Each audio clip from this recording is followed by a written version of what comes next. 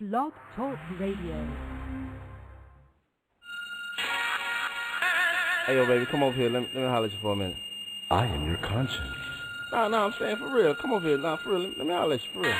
No bullshit. I am making a total ass of myself. Fuck it. All right. I am. Yo, hey, check it out. Hey, you want to go to Waffle House? Get some food? I just did another pickup line that didn't go well. No. What the fuck you mean? No, I'm saying, yo, all right. Maybe I should tell her what a famous rapper I am. Yeah, that'll get her on my...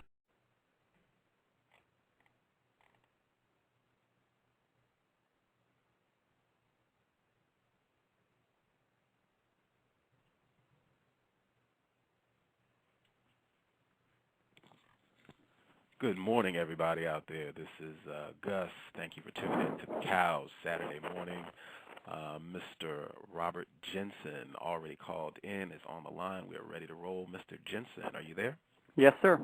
Right on. Oh, let me clarify really quick.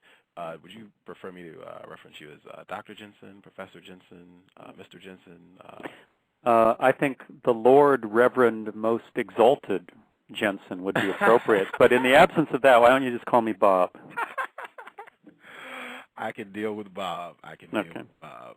Thank you so much for spending some of your Saturday with us. I know you've got tons of things on your agenda. You could be watching basketball or doing other things, but I appreciate you for taking out some time to speak. Hey, wait, there's a basketball game on? Then I'm hanging up, dude. Yeah, I know a lot of our listeners, we're in Pac-10 country out here, so they are ready to go watch the Huskies play later on today. So we're going to try and be constructive, and then we can all have fun and watch the brackets develop. Great. Groovy, this show is exclusively dedicated to focusing on racism, white supremacy, in an effort to get constructive information on what it is and how it works, so that we can establish a system of justice. When I say racism, white supremacy, I mean a global system designed to subjugate and abuse everyone who is classified as not white. Do you believe that such a system exists, and do you believe that is a correct definition for the system of racism, white supremacy? Yeah, I think that even though the world, and certainly in the United States, we have transcended the most explicit forms of white supremacy, slavery, Jim Crow segregation. That is, in formal terms, we have enfranchised the entire adult population and eliminated the legal mechanisms for an apartheid system. That's certainly true, and the progress that made that possible should be celebrated. But I still believe it's appropriate to describe the United States in 2009 as a white supremacist system, both in material terms, that is the distribution of wealth and power, and in ideological terms, in the way we think about race. It doesn't mean the system looks like it has always looked historically, but I still think it's the appropriate term. And once we recognize that we still live in a white supremacist system, we can start to ask meaningful questions about what is the nature of that system and how do we change it. And you think this is important not only for the white people in the system of white supremacy, but for the non-white people, and really for anyone who is concerned about replacing white supremacy with justice, correct? Well, it's important for the planet in that sense. Now, certainly non-white people don't need to be told by me that white supremacy still exists. My audience, primarily as a white person, is other white people who are often in various forms of denial or resistance to those, what I think are pretty basic observations about the world. I think that if we step back and recognize that white supremacy is one form of hierarchy, one vehicle for oppression in the world, certainly not the only, and not the only one we should concern ourselves with, patriarchy, that is male dominance. Within capitalism, a form of domination by elite and wealthy people over working and poor people. And beyond that, even the way that the human species now dominates the planet, all of these are connected. And they have very, very serious consequences because we are in a period of multiple crises on every front, political and economic certainly, social and cultural certainly, and of course most profoundly perhaps ecological. So starting to take apart these various hierarchical systems, understand how they work, and reject them in favor of more egalitarian and just systems is crucial. I can't imagine anyone alive today wouldn't care about that. But of course, people with power and privilege, unearned power and privilege, often are in exactly that position of denial or resistance. Okay. Groovy.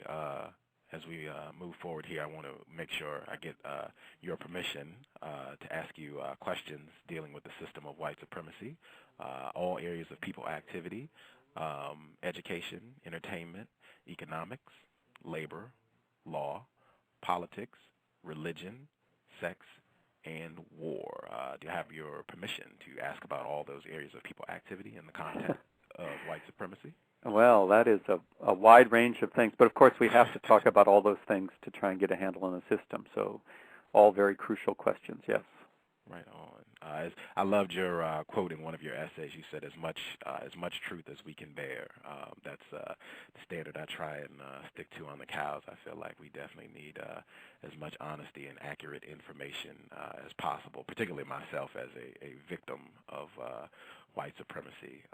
Actually, before I get to my next question, Blog Talk Radio featured this show, which I'm very pleased about, but I got no love on the feature at all. They have a huge picture of you and a huge picture of your book, The Heart of Whiteness.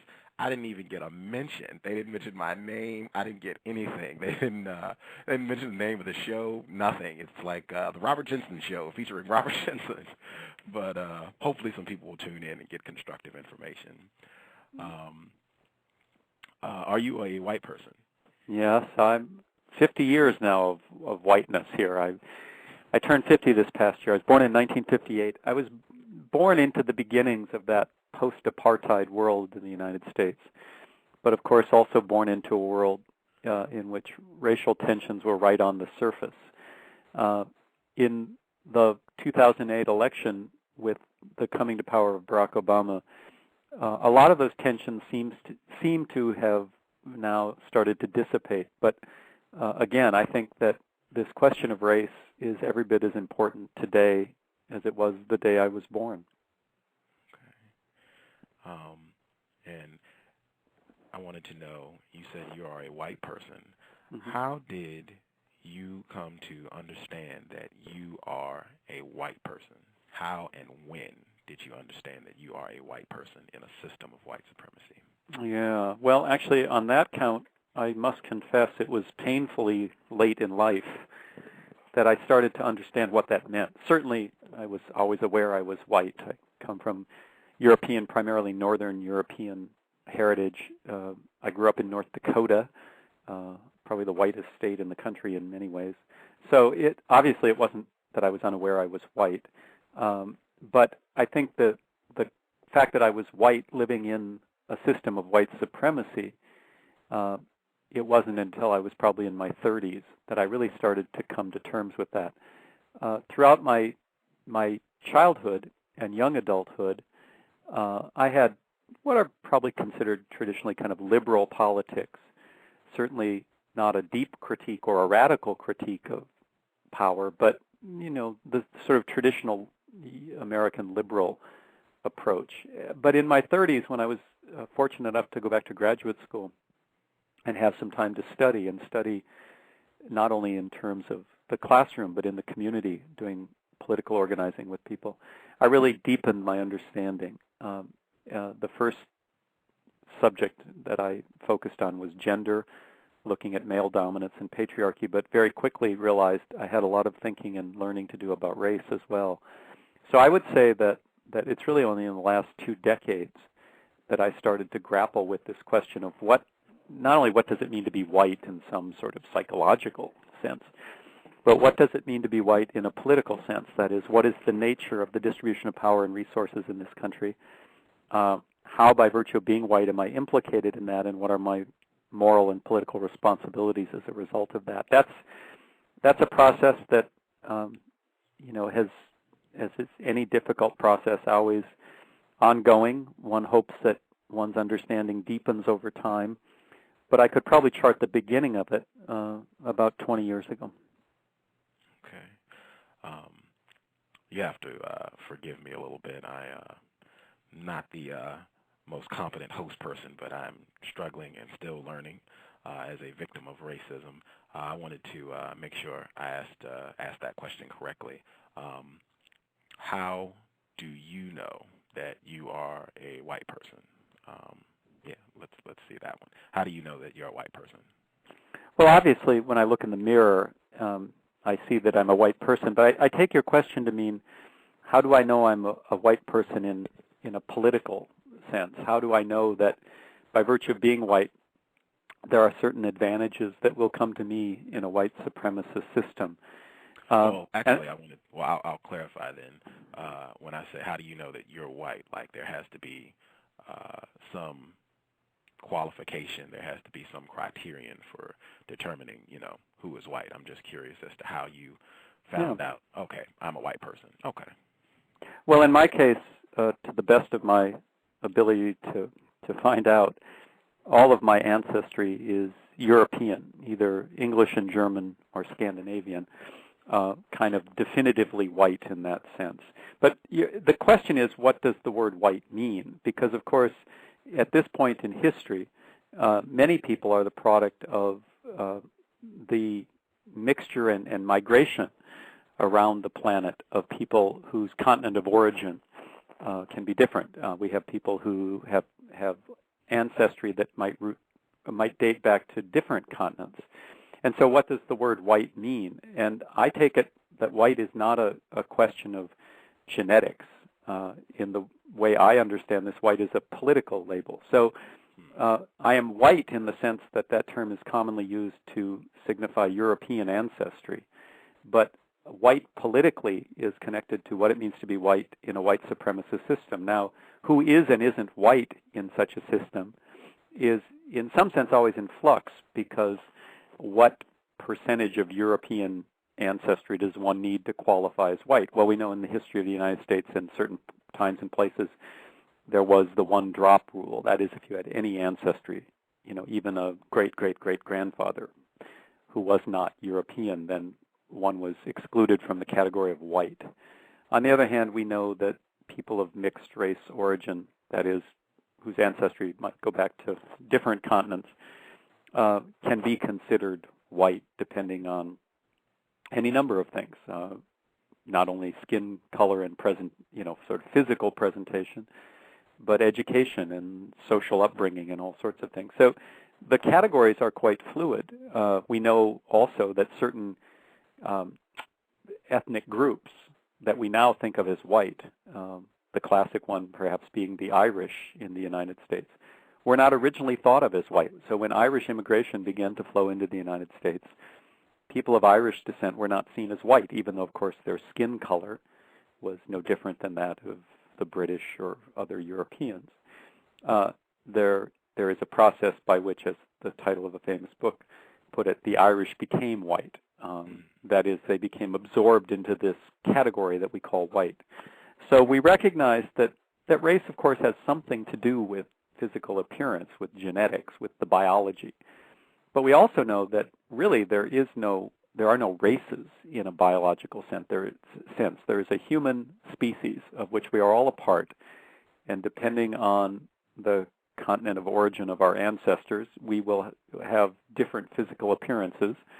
But the idea of separate and distinct biological races is, in fact, a fantasy.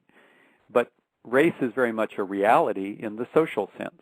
And in that context, racial groups will depend on the time and place one lives. In the United States today, we have a category of white that is, again, not completely disconnected from how people look, but is about more than how people look. And in that sense, white is a political category. I knew I was white in a sense from the day I was born, in that even if I couldn't have articulated this understanding, I knew that I walked in the world as a white person with certain kinds of advantages. Now, as I have studied and been part of political movements, that understanding, I hope, has deepened a bit about how that process of creating a category of white and its connection to a system of white supremacy. I hope I know a bit more at this point about how that works, but in that sense, I've always been white. I've always known I was white, but I didn't understand what whiteness really meant until considerably later in life. Okay. I'm always try to use my show as an educational tool. I found this is very important for non-white people. This happened last week with Farrell Winfrey. She is a white woman, admitted racist, white supremacist, so she's trying her best to replace white supremacy with justice. It's very important for the victims of white supremacy, I think, very important that they ask questions in an effort to get constructive information about racism, white supremacy, and I think it's very important that victims make sure that they get their question answered. Sure. I also think it's very important. I think non-white people should definitely make sure, if you're speaking to a white person, or really anyone, let them know if you need help so that you can get the information that is, get the information in a way that is easiest for you to digest and understand what's being said, so you can take that information and use it, put it to a constructive use. You said in answer to how do you know that you are white, you said that you have kind of always known that you're white, but you didn't have an understanding of what that meant in terms of being white in a system of white supremacy. Are you saying you were born with innate knowledge that you were white, or? No, I mean that I grew up in a world in which my status as white was always assumed.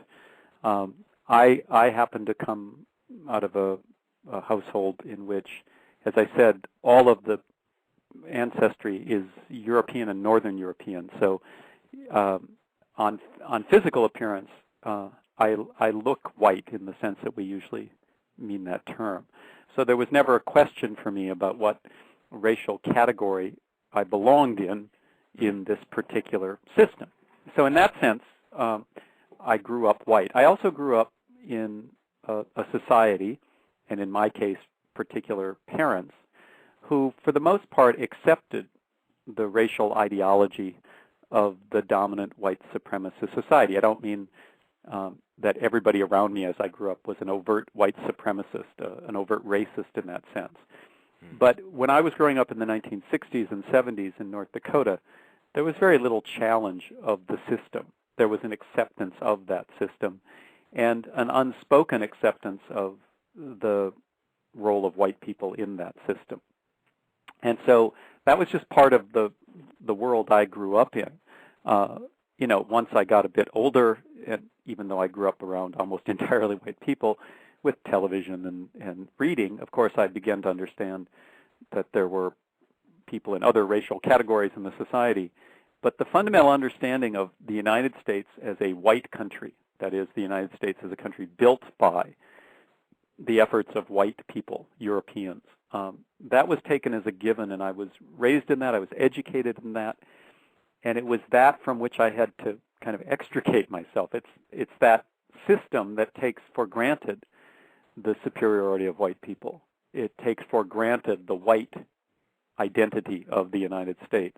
All of those things which, they're not really taught to you in the sense that they sit you down in first grade and tell you, now remember, you're white and America was built by white people, and, it's not that kind of education. It's more the way that certain assumptions are made and repeated over and over again. So I was raised to be white in a white supremacist system. Again, pointing out that I came of age after the system of legal apartheid had pretty much ended, but still that white supremacist system very much in place in a less formal way, but still very important way. Okay. Excuse me. I have a little bit of a cold here. Sorry. Okay. I think this is very important because I've participated in a lot of discussions on racism, white supremacy as a victim, and in discussions between victims of white supremacy and white people. I think it's very important that the victim feel like, they got. Mm-hmm. Yeah, no, go ahead. If I'm not being clear, feel free to keep asking. Okay. And I also have some other information I would like to get out as well during the show. Sure. I still feel like I don't have crystal clarity with regards as to how you became informed that you are a white person, not as much. Okay, yeah, I think I know what you're saying. Let me give you an example. I grew up in North Dakota, which, when I was there, had a very small non-white population, with the exception of people of indigenous descent, American Indians. And American Indians, when I was growing up, were largely either segregated onto reservations or living in a town like the one I grew up in sort of on the margins. But every once in a while, I would have some contact with an American Indian. And one of the ways that I learned I was white was by being reminded I wasn't an Indian. So in that part of the world at that period in history, to be Indian was to be assumed to be lazy, to probably have an alcohol problem, to be, not trustworthy in certain ways. So when in day-to-day life, as a white person in a place like North Dakota, there might be interaction with an Indian, there would be all sorts of markers about what was different about being Indian than being white. And again, that was so much a part of everyday life that I can't even think back to a specific incident. But I was raised to understand that there was a difference, and the difference was meaningful, and that white people were on top of that racial hierarchy, and American Indians were on the bottom. So that's the way that whiteness kind of gets conveyed to you when you grow up, especially at that period of time in that particular place when there was very little discussion of race as a social issue. So in that sense, I always knew I was white. The way it's conveyed to you in all sorts of formal and informal ways. Wow. That I have more clarity now. Thank you very much. Wow. Were these white people who were pointing out differences between what it means to be non-white and it means to be, yes? Yeah, mostly. So, for instance, the phrase drunk Indian was very common when I grew up. So there was a couple of blocks in my hometown that had a lot of bars and where there were cheap hotels, and it was a place where transient men who were often looking for day labor would congregate. We called it Skid Row when I was a kid. I don't know if that term is still used by people. The part of town where there's a lower sort of social status. Okay. Well, to walk down that street or to drive by that street, it would not be, uncommon to hear someone say, it could have been my father, could have been anybody, saying, well, there's another drunk Indian. And it was very important that phrase, drunk Indian, they went together. The assumption was this is what American Indians are like. This is what people of indigenous descent are like. And it's not only labeling them, it's also implicit in that the recognition or the assertion that white people are on top. This happens in all sorts of ways, depending on the time and place we're talking about. But those subtle ways in which people who occupy a position in a social hierarchy that's deemed to be superior, such as white people, or it could be men, it could be people of a certain ethnic origin over others. Often it's around rich over poor, assumptions made about what people of lesser means are like compared to people of greater means. These things get conveyed to us in all sorts of ways. They're very insidious, of course, because they are so subtle, and we absorb them often without understanding because they are not lessons in that sense, like lessons in a textbook. They are the kind of water in which we swim, and that's why they're so difficult to identify and so difficult to deal with. Wow, that brings me to an interesting point. This was a key point on last week's show. again, I spoke with last week Farrell Winfrey, this white woman, admitted racist, white supremacist, who says, she's trying to do work to work against white supremacy. And I asked her, Mr. Neely Fuller Jr., he is a victim of white supremacy. He's written a book on racism. And he said that white people cannot be ignorant about racism. And I asked Ms. Winfrey last week if she thought that statement was true. And she said that she did not think that was a true statement. And she, clarified in the interview. I checked out one of your articles and the reality of race. And you were addressing some college students who did a study with white people. And I believe they were asking these white students, how much compensation would they take to be a black person? And they gave, pretty low figures, according to what you said in your article. And I think some of the conclusions that they came to in running the study was that, white people don't understand. That's why the white people, they don't really have a grasp of what it means to be black and what it means to be a victim of white supremacy. And you said, I'm quoting you, you said that I think the data, along with all my experience, both as a white person and someone who writes about white supremacy, suggests the opposite. White people in America are mean and uncaring, morally bankrupt, and ethically flawed. The point, I think, of what you were getting at was saying that white people are not ignorant about racism. Could you share your thoughts on that, please?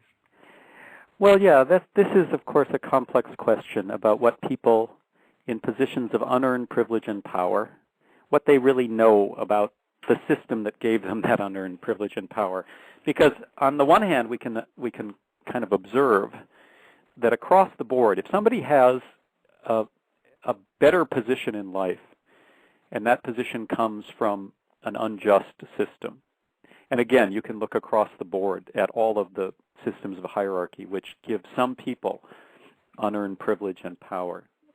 You can ask, how much do people really understand about the system that is benefiting them? Well, there's a lot of incentive when you are the recipient of unearned privilege and power to try to deny that unjust system exists. Because most of us want to feel that we earn what we have and that most of us want to feel like we're good people.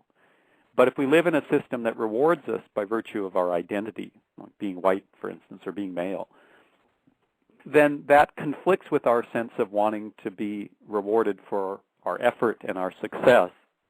And it also conflicts with our sense of justice. And so one of the things I think people do when they're confronted with that is to engage in what we might call willed ignorance, that is, being stupid by design. That is, people don't want to know the truth. Let's take it out of race and give an example of gender. One of the things that's clear about the relationship between men and women in the contemporary United States is that women are at risk of incredibly elevated rates of violence, sexual violence, and sexual intrusion of other sorts. Well, why is that? Why are women the vastly disproportionate targets of such violence? Well, it has to do with a male supremacist society and patriarchy and a certain conception of masculinity. Well, a lot of men would prefer not to know about that because it calls into question one's sense of self and one's place in the world. But is it really possible to not know? Well, this is, I think I'm not a psychologist and I maybe am not competent to make too definitive of a claim. But I think that even though people in positions of unearned privilege and power often work very hard not to know what that system is really like, at some level it's very difficult to deny the reality. So it's very difficult to deny the reality, for instance, that white people are advantaged in a system of white supremacy. As I said in that article, the data is very clear. And that means that if people really understand it, when they support a white supremacist system, they're just, as I said, being mean and uncaring. But I think, I might have been overdrawing the point in that article because we're so quick to say, oh, white people really don't understand, and therefore if they are not actively resisting white supremacy, it's not because they don't care, it's because they don't know. And I think we have to be careful to assume that people just don't know about it because the evidence of it is all around us. Wow. At the same time, we should observe that human beings have a great capacity for self-deception. That includes, you and me and everybody else. One thing we know about human beings is if we want to believe something that's contrary to fact, we have a very elaborate way that we can do that. And of course, everybody's done it on questions not only political and social, but on personal things. We all can point to places where we convinced ourselves of something that wasn't true because we wanted to believe it. And I think that's, to some degree, an open question. How much do people in positions of unearned privilege and power actually understand the system that gives them that, and therefore how much did they understand the experiences of people who don't have that power? Well, I guess I would be open to an ongoing conversation about it because I'm not sure I know enough to say, but I do think that I do think one thing is clear, that there are white people in the United States today who are well aware of how a white supremacist system works and are willing to support it because it does bring them advantages. And on the question of justice, they simply don't care. There are certainly people in that category. I can think of people in my own life, some very close to me, family, for instance, who I think are very clearly in that position. And that's a difficult thing to accept in a world where we want to believe that most people support justice, support principles of equality and the dignity of all people. It forces us to ask some tough questions about the kind of society we really are. Wow. It has been my observation that often people, white people that I suspect could be racist, make an effort to impress upon the victims of white supremacy that the problem with why white supremacy has not been replaced with justice is that white people are ignorant. They don't know. They're not informed.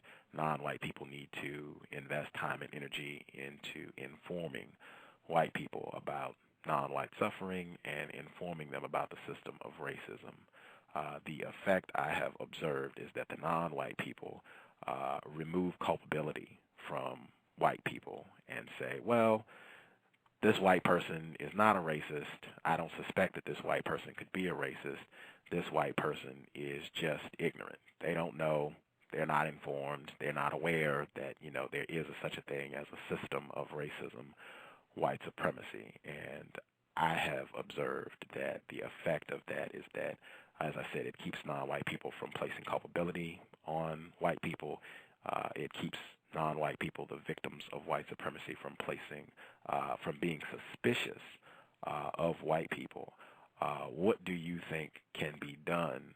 Because you just said you think that can be, I don't want to misquote you, but that can be problematic when you take the position that, well, these white people, they're just not informed about all this, when you said the evidence is clearly all around us that such a system does exist.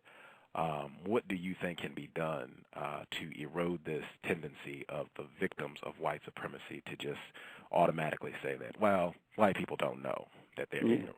Yeah, I think you're getting at a very important and very difficult question. Let's distinguish between true ignorance, that is a state where one doesn't know because one has not had an opportunity to know. Okay, so I can be ignorant of all sorts of things, either because I don't have the opportunity to learn or because it might be a question beyond my capacity. Let's call that authentic ignorance. That is ignorance in which one can understand its origins.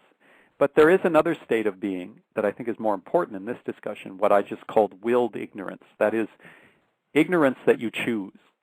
Let me give you another example. We all are, probably can imagine situations in which we choose not to know because the consequences of knowing are difficult.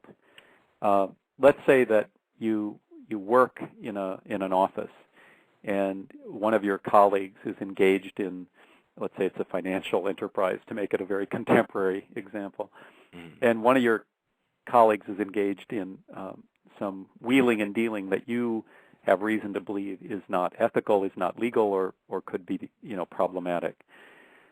Now, if you learn about that, if you have the capacity to know what your colleague is really doing, then it forces you to make a choice. Are you going to report it to higher-ups, perhaps risking your own status in the company, or are you going to stay ignorant so that you don't feel compelled to report that? That's the kind. If you choose to not learn about something or not acknowledge what you have reason to believe to be true, because you don't want to face the consequences of it, that's what I'm calling a kind of willed ignorance.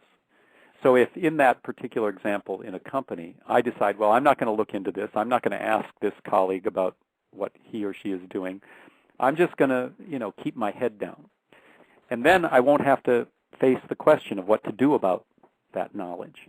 Well, does that mean that you aren't responsible? Well, no. In a way, you're still responsible. You're just choosing not to acquire the information or deepen your understanding to the point where the choice you would make would be more clear. Well, I think that's, in a way, the status of much of white America, a kind of willed ignorance. The data is out there.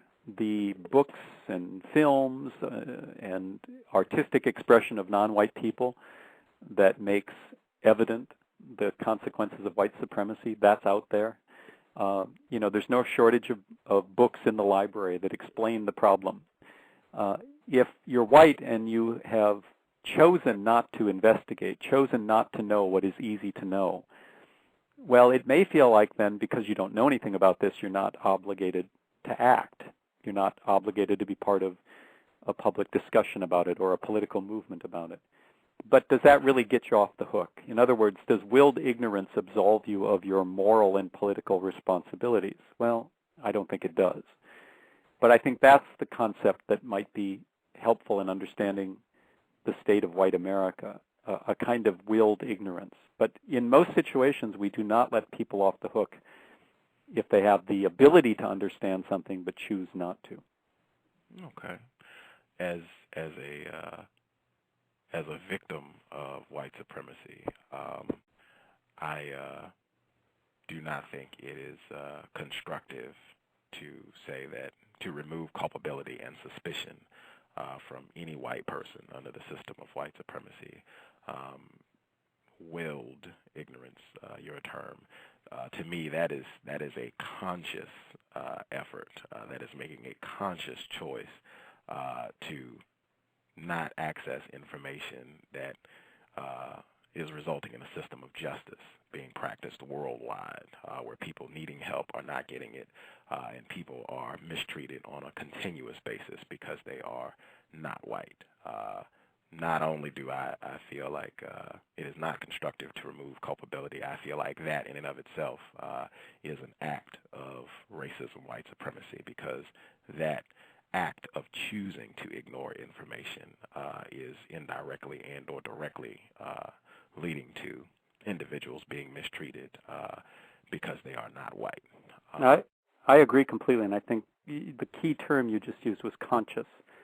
And I think you're absolutely right. Willed ignorance is a conscious choice, even if people avoid acknowledging it. And I would also agree and want to emphasize the agreement that when non-white people engage white people, there should be no assumption of the good motives, good intentions of white people. I think, we who are white, the burden of proof is always on us to demonstrate that we have engaged in this critical self-reflection and are, in fact, trustworthy allies. I don't think that we have any right to, demand that people treat us as trustworthy allies.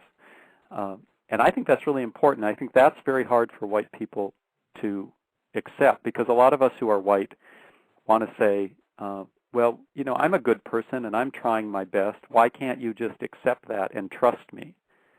And of course, those folks who aren't white know perfectly well what the consequences of trusting white people. Oh, wait a minute. I apologize wholeheartedly for interrupting you. No, go ahead. I have found that not the victims of white supremacy really struggle maintaining what you just said, that when victims of white supremacy come together with white people, suspected racists, or admitted racists, to do the work of replacing white supremacy with justice, there should be no assumption of goodwill on the part of the victims. And it has been my experience that non-white people, the victims of racism, white supremacy, totally struggle with that. I would say we get an F across the board in that regard. It has been my experience that the victims are conditioned to look for and search out for that white person that they believe is a quote-unquote good white person, that is not racist, that will like them, will be their friend. Ms. Farrell Winfrey, she said last week she feels religion has done a great part in conditioning non-white people to seek that, loving, affectionate white person that will do right by them and will not be racist with them. What do you think can be done to erode that conditioning and to get non-white people to really get it in their mind that there should never be an assumption of goodwill in doing these interactions with white people in replacing the system of white supremacy with justice? Well, I really found what you just said very compelling. And first of all, let me mark that you used the term admitted racist or suspected racist. Yes. And I thought that was brilliant because in some sense that describes all white people. There are admitted racists, white people who will acknowledge that they believe in white supremacy. And then there are the rest of us who don't acknowledge it, but as you're pointing out, should be suspect. And to say that doesn't, I don't think, imply that all white people are evil. It's to recognize the reality of what it means to live as a white person in a white supremacist system. And certainly myself, and I'll speak just from my own experience here, 20 years of trying to deal with this question, trying to bring my own actions into line with my stated principles, 20 years of trying to be an anti-racist white ally. My behavior is not perfect. I am constantly bumping into ways in which I go deeper and recognize how deep the racist training I had took effect. And so I don't find it insulting to be called a suspected racist or a potential racist, we might say. I think that's an apt description of what it means to grow up white in a white supremacist society. And the experience of non-white people, as you said, of being too trusting or too forgiving, I won't comment on that because, of course, I don't find myself in that position as a white person. But I certainly understand the point you're making. And again, we can see how this works across other kinds of oppression that might help us, illustrate it. So, for instance, one of the things that women talk about often is the way in which they cannot know for sure which men that they will engage in the world are potential rapists. And so, to make the point dramatically, one might say that there are two kinds of men, admitted rapists and potential rapists, which isn't to say that every man is a rapist. It's to say that in a patriarchal society in which male dominance is the norm, women must work in the world and walk in the world aware of the threat that men pose. And therefore, to assume that any man is going to be one of the good guys just because he claims to be would be, as you're pointing out, really self-destructive because there's no way for a woman to know that. And these are very difficult truths to bump up against, as you're pointing out, difficult for white people to come to terms with. And you're pointing out that also difficult for non-white people to come to terms with. But I think, to go back to something you said at the beginning of the show about how you try to be honest, that's the kind of honesty that we need. So I couldn't agree more. I would like if I could throw out a suggestion, because that's really that was actually what my interview with the admitted racist known as Farrell Winfrey got cut last week. I'm a little suspicious about that at the point where I was asking her what could be done to erode that conditioning. It got cut right when I asked that question, so she did not get the answer. But in terms of what can be done to erode that conditioning, because I really don't see this problem with white people. I have bumped into many white people who say all the time they do not trust white people, and these conversations are in the context of white supremacy. The non-white people are the people that I see, the victims of white supremacy, really struggle maintaining suspicion of white people. I mean, as I said, in my view, we get an F across the board in this area. In my view, I think it would be constructive if all of the victims of white supremacy had a mild level of dislike for white people. Yeah. What is your view on that? Do you think that would be constructive? Yeah, I think, on the one hand, I can imagine a lot of white people listening to what you just said and saying, well, how can we ever come together? How can we ever, transcend racism if there's that kind of suspicion? But I would challenge the white people who say that, because I think what you said is accurate. I think it's sensible. And in my own experience, when I have made meaningful friendships and alliances with non-white people, that is when black folks and Latino folks and I have come together and really reached a point where we're connecting as human beings, engaged often in political work, with mutual respect.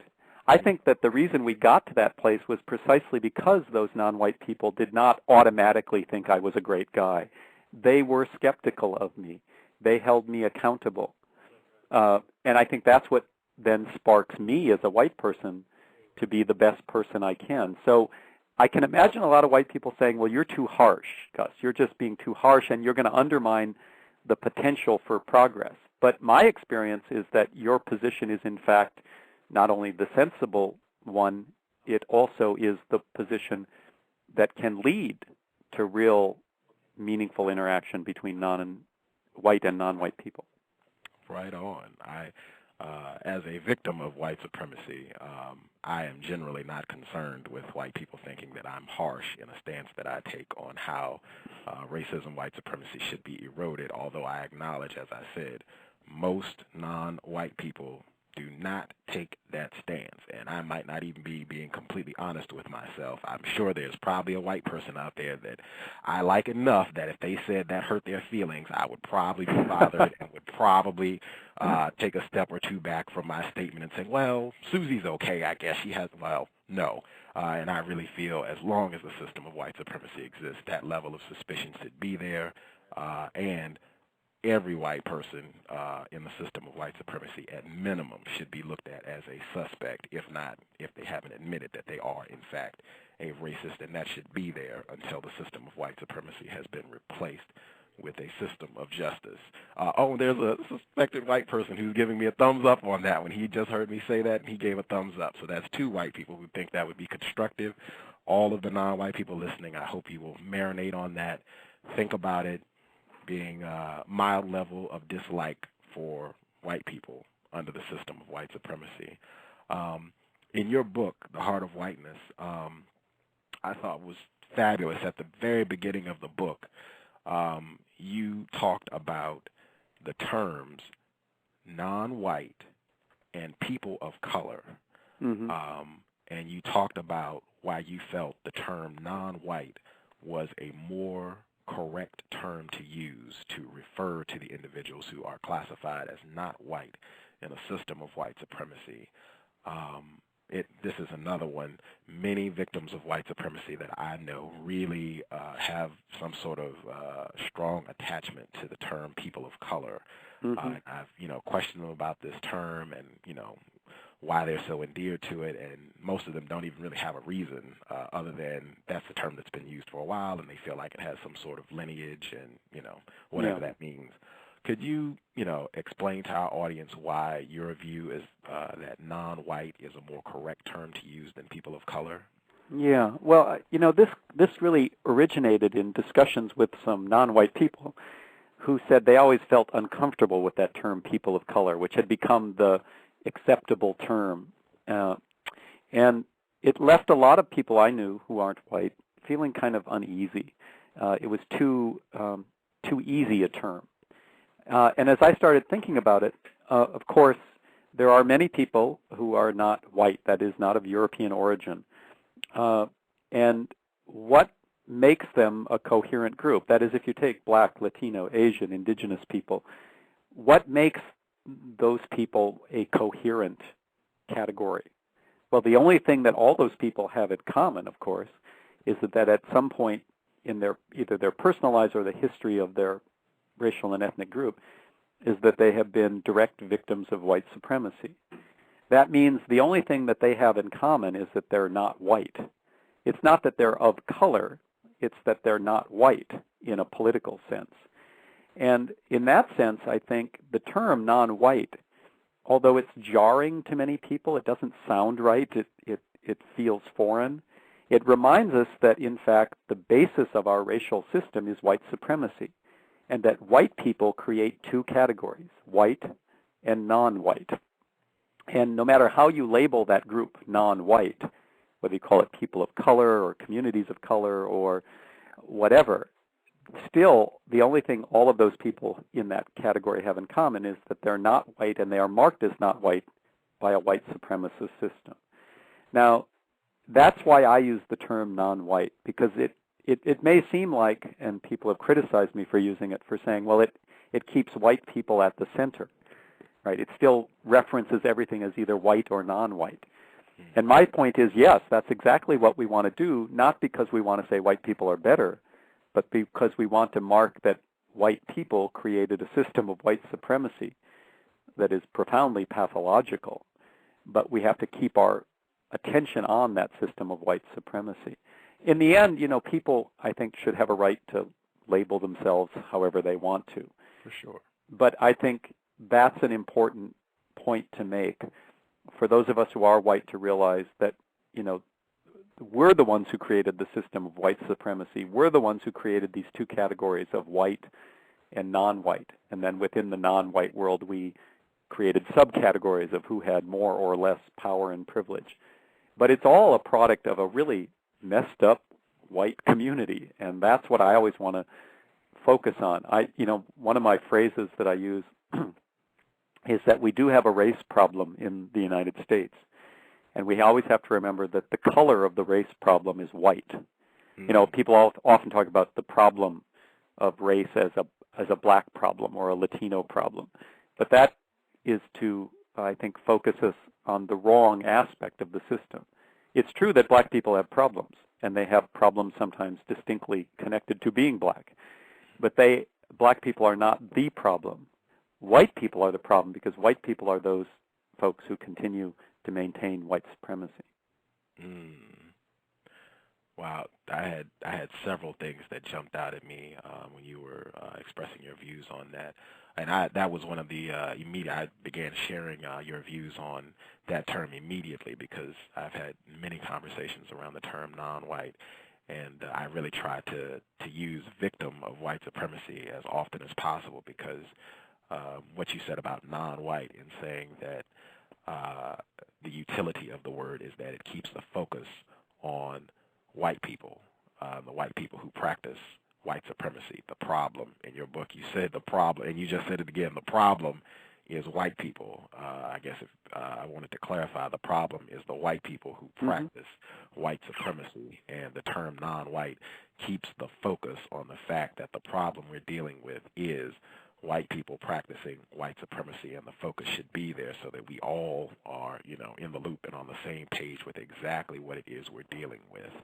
And I'll ask, do you think, you said that the thing that so-called people of color, the thing that they have in common is that they have been classified and mistreated on the basis of being classified as not white in a system of white supremacy. Do you think the term victim of white supremacy is accurate, and do you think that does an even better job of illuminating exactly what we're talking about in terms of individuals who are not white in a system of white supremacy?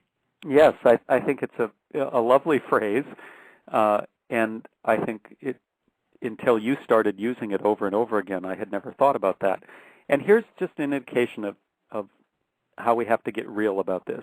As I listened to you use that phrase, victims of white supremacy, after about the second or third time, I found myself saying, and I wasn't thinking about it consciously, but now as I reflect back on it, I found myself saying, why doesn't he stop saying that? I'm tired of that phrase. But of course, the reason I was tired of that phrase is because it's an honest phrase, and it reminds me of the reality of the system.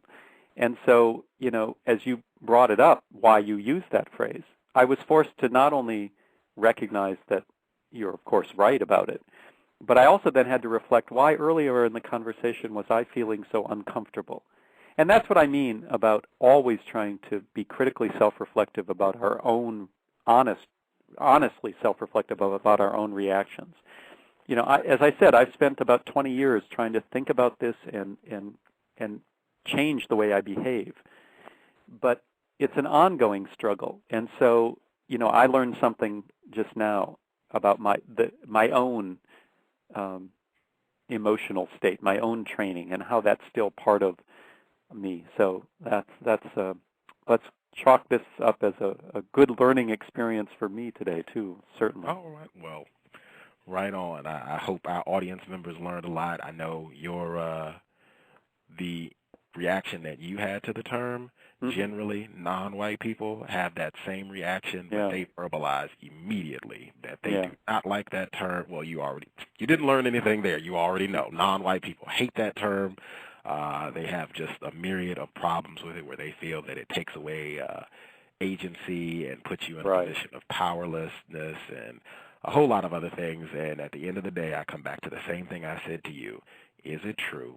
Am I being mistreated because I'm not white? If that is true, it doesn't matter if it is a quote-unquote lovely phrase. Personally, I do not think it's lovely. I don't think anything is cool or... No, I don't. By lovely, I just meant it was very, very, very accurate and powerful phrase. I just chose wrong in my word. Oh, okay. Words are important. Words are important. But yeah, non-white people do not like this term, and they don't even like non-white. I generally only use non-white as a means of trying to be more acceptable to victims who don't like the term victim. So I'll use non-white, but I really feel like victim of white supremacy is the best term, and that's also been my experience that white people generally don't like that term either. But again, as I said, I generally feel like I'm doing a good job. If I'm making white people uncomfortable, I feel like I'm doing a good job, and any non-white people, victims of white supremacy that I observe discussing racism, white supremacy, where they are bothering white people, I generally give them a thumbs up and say that they're doing a job well done. Yeah.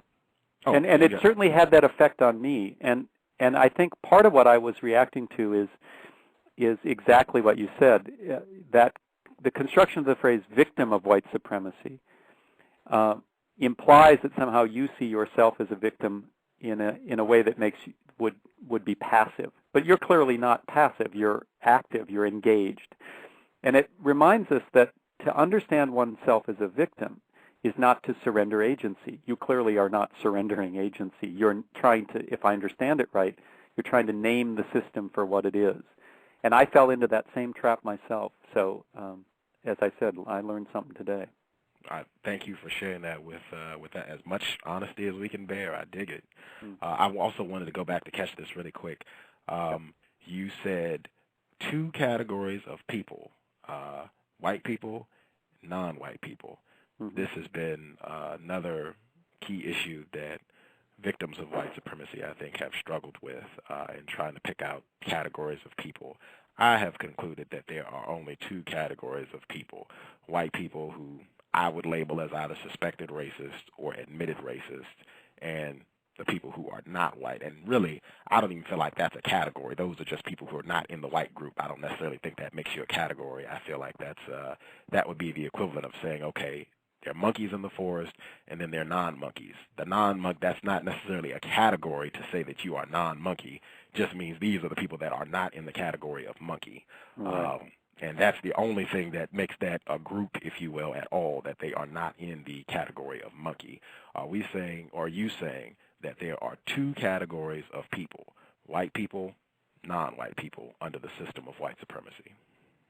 Yes, I think that's what I'm trying to suggest, that the nature of a white supremacist system is that it creates these two categories. Now, within the category of non-white, there are going to be, divisions, and white supremacy will treat people differently within that non-white category. So for today, for instance, to be African American, to be Latino, to be Asian, to be indigenous, does not, all of those are what we would call the category of non-white, but people from those different categories will not all be treated the same, especially if you take into account differences of region and such things.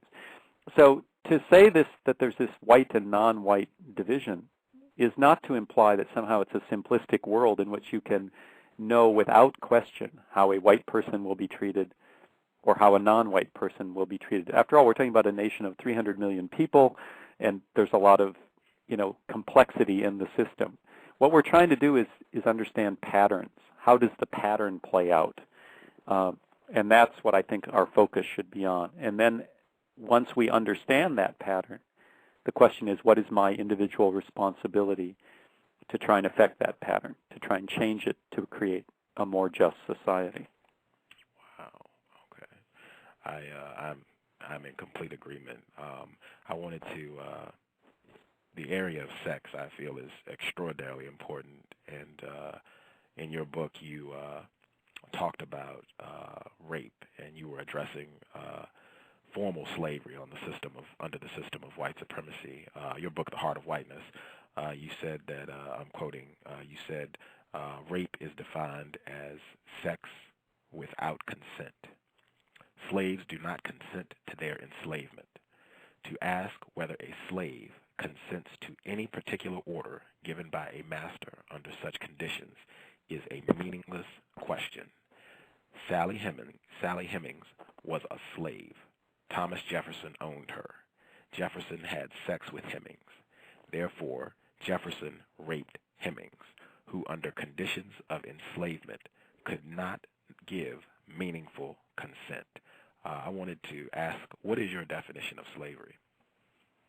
Well, I think, and this will have to be the last comment because I have to run to a meeting now, but, I think that we all understand what a formal system of slavery looks like, a system in which one group identifies people of another group as being subhuman, as being not fully human and therefore not capable of asserting moral agency in the same way, and therefore that subhuman group can be bought and sold.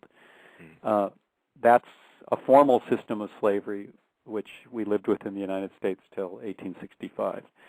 But if that's the only definition of slavery, I think we miss important complexities. So, for instance, after the end of the Civil War, we still had effective systems of slavery in this country through the imposition of vagrancy laws, which allowed the white supremacist power structure in certain states to essentially arrest black people, put them in jail, and then rent them out for labor.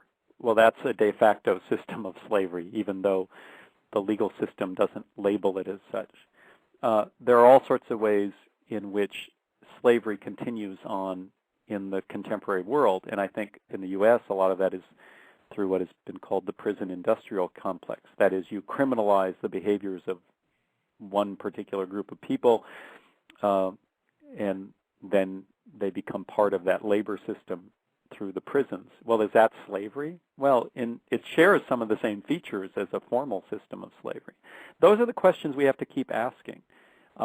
It's not enough to just say, well, we got rid of the worst of white supremacy, and therefore we can all rest easy now. We have to always look at how an unjust system operates. And here we're talking about the conflation of capitalism and race. Often we're also talking about gender. This is, it's a complex world. And to sort out the way that these inequalities and injustices play out is complex. But that is our task as thinking, feeling, decent human beings, is to always ask those questions. Outstanding. Before I let you go, I just wanted to ask really quick, this is yes or no. white supremacy? Is that slavery? You know, in that sense, of course, we're not talking about slavery in the formal legal term, but does white supremacy enslave people in some sense? I think certainly it does, both in the very material, very real way we're talking about the prison industrial complex. And if one wants to extend the concept of slavery to something more metaphorical, certainly much of white America is still trapped in the belief that by being white, we are naturally superior. And as you're pointing out, non-white people still struggle with the flip side of that, the idea that by not being white, there is something inferior about them. And I suppose that's a kind of, can be a kind of mental or emotional slavery of sorts. I mean, I don't think I'm competent to make such a statement, but I think it's a question that should trouble us. And often those are the most important questions, not the ones that have simple yes or no answers, but the ones that trouble us to think that maybe what we had come to believe was true about the world needs to be reexamined. And that is certainly a question that troubles us. I, again, want to thank you for taking time out of your busy Saturday. Your agenda, I'm sure, is pretty full to call in and talk with us here on the Cows. I really appreciate your information you're able to share with us today, and perhaps we can get you back on the show to Absolutely. share more in the future. Yeah. Mr. Professor Robert Jensen, author of The Heart of Whiteness, University of Texas, Austin. You can check out his website. I have the link on the show page. You can check it out. He has lots of articles, essays about racism, white supremacy, other problems of injustice. Mr. Robert Jensen, I want to thank him again for coming on the show today, and we'll look forward to being in contact with you soon. Great, and thanks so much for what you've done to make me think about these hard questions in new ways. Appreciate it. Well, thank you. Working to establish justice. Thank you. Take care. Bye. Thank you. You too. Enjoyed the show. Really enjoyed the show today. I wish Mr. Jensen had been able to hang out with us longer, because I had a few more questions I was not able to get to. But yeah, he had let me know earlier that he could hang out for about an hour or so. But yeah, I will definitely try and nab him back on the show and see if we can get some more constructive information. I'm not sure how the members listening in felt about the show. I felt he got some constructive things out. I don't get into the whole so-called patriarchy and sexism and all that. I've seen repeatedly where these other so-called types of oppression are brought up in subjects on racism, white supremacy, and I have seen where it's not constructive. The non-white people, the victims of white supremacy, tend to get very confused and tend to get sidetracked.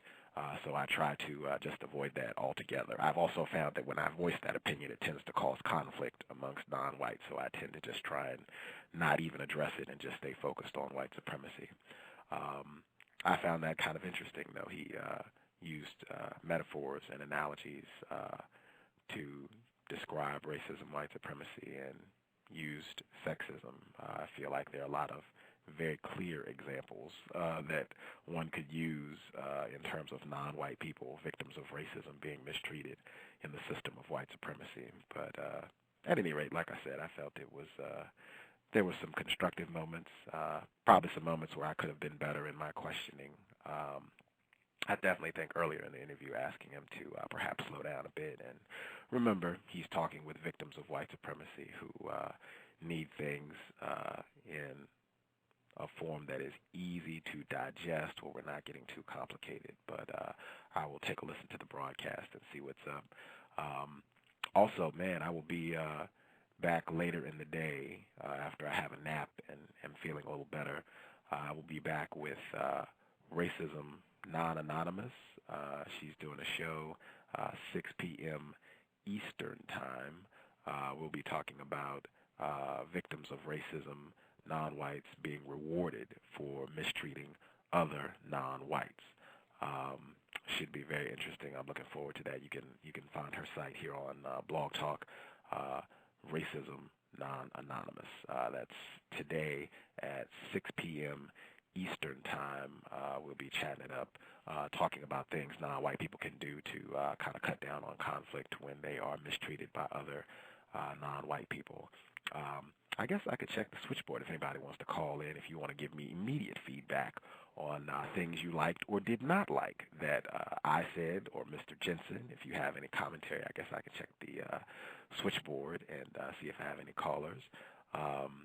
Check the blog, please, racism-notes.blogspot.com. One more time, racism-notes.blogspot.com. I'll take some time and give out some kudos to other websites I think are doing constructive work. Ben Dung 2. This is linked on my blog. Constructive work against racism, white supremacy. Definitely check out thecode.net. Lots of constructive information there. Thecode.net. Also check out Mr. Edward Williams' site, counter-racism.com.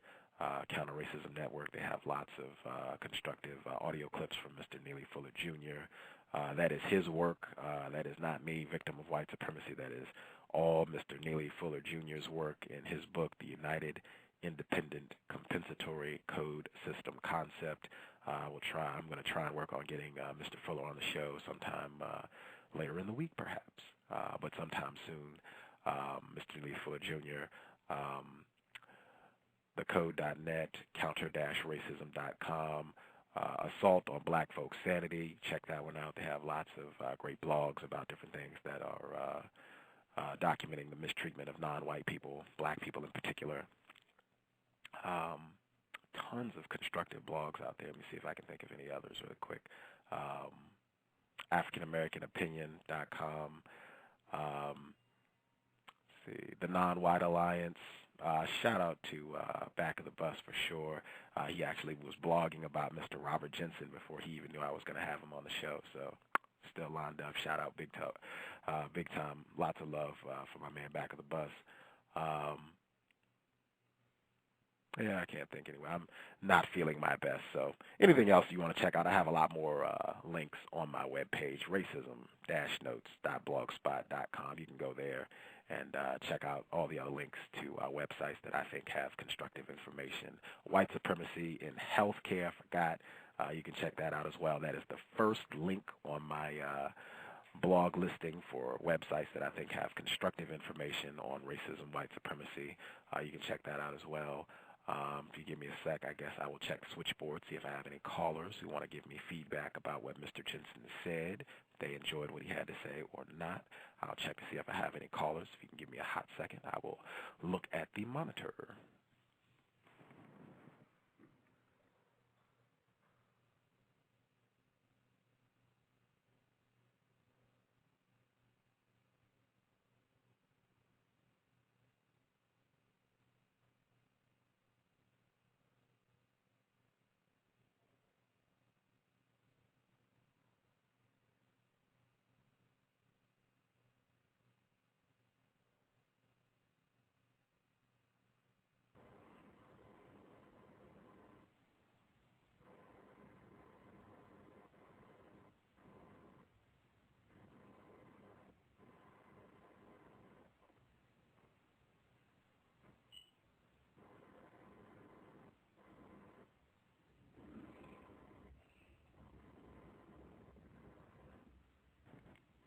Groovy. I don't think anyone. Is anyone else on the line?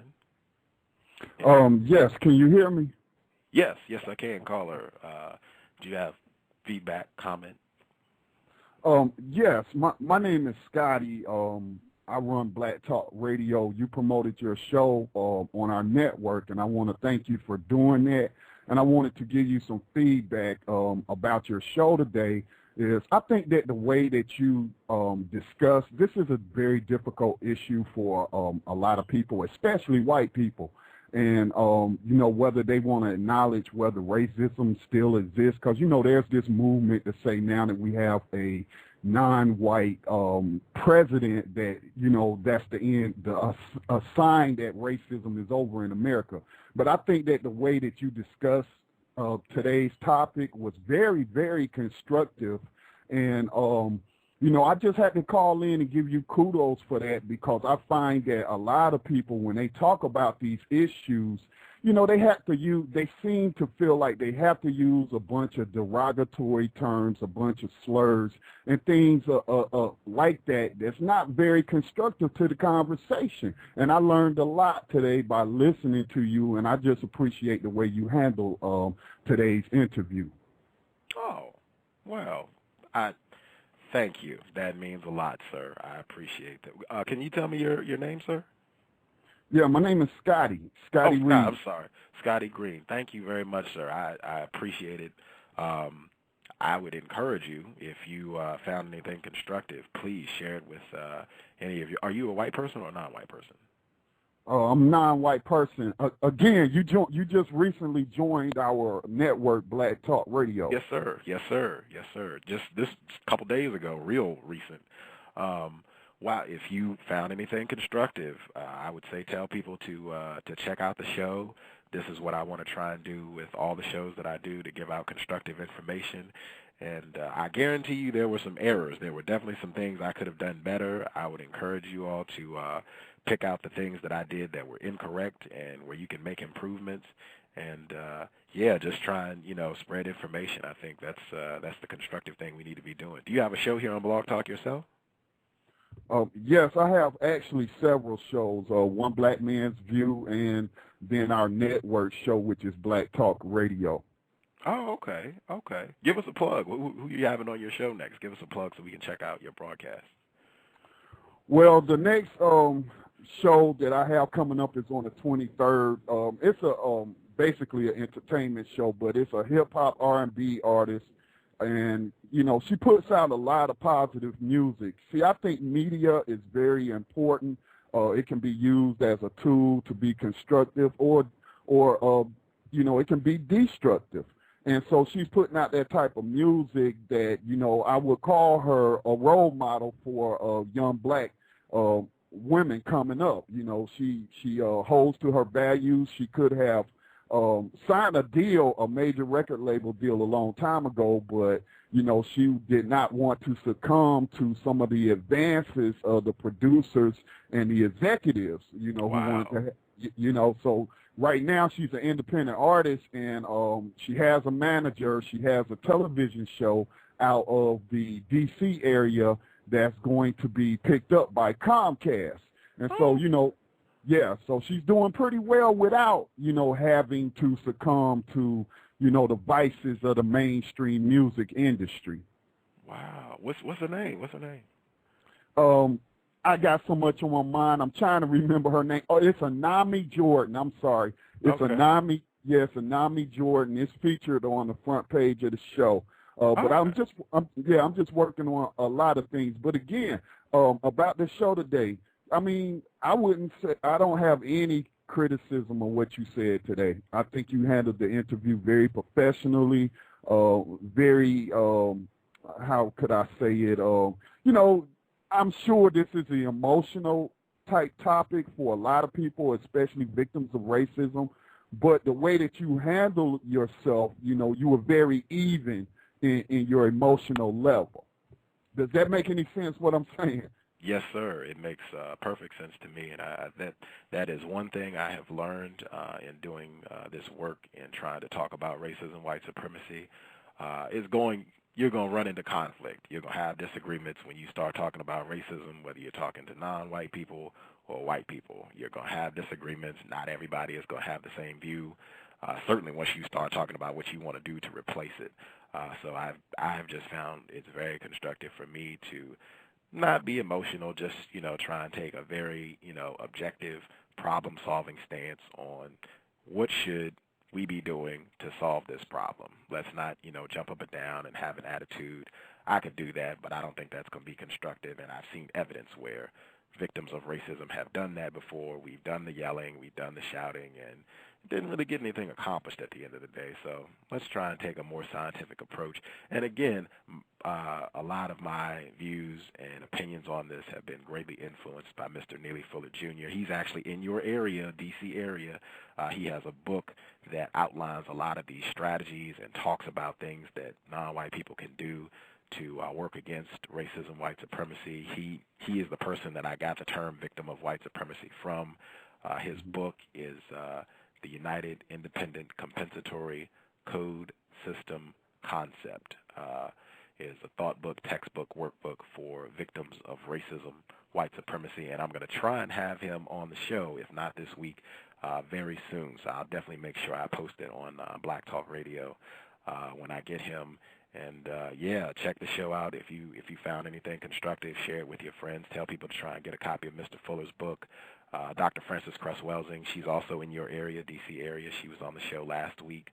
If you check out the archive, she also has a lot of constructive information.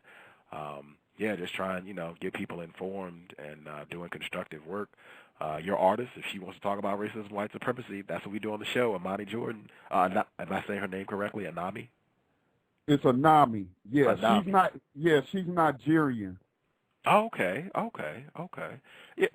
She sounds like she is probably a non-white person, victim of white supremacy. If she wants to talk about some of her experiences that she's been dealing with as an artist as it relates to racism, white supremacy, tell her, hit me up, get in contact with me. I would be more than willing to address that as well. I know another non-white person that I know, Mr. Michael Fisher, he also has a lot of experience in entertainment and music and has a lot of information about non-white people being mistreated in that particular area. So definitely, I appreciate you taking time to call in. I really appreciate you calling in to hand out some support and encouragement that don't get a whole lot of that, so I'm very appreciative. I thank you a ton. And please tell them your show again so people can check out when you're going to be doing your work here on Blog Talk.